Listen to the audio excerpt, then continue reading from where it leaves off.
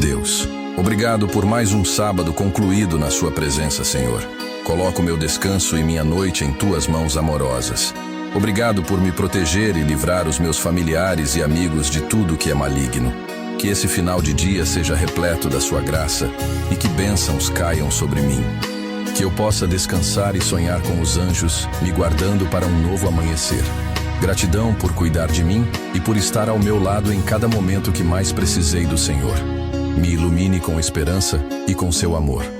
Agradeço por esta belíssima noite de sábado e peço que o Senhor guarde a mim e minha família. Quero te agradecer, Pai, por não soltar a minha mão e nunca me abandonar. Que eu possa continuar trilhando o caminho em direção ao meu alvo, que é Cristo Jesus. Amanhã te peço um domingo abençoado, cheio de paz e repleto da tua doce presença em nossas vidas. Em nome de Jesus, teu Filho amado. Amém.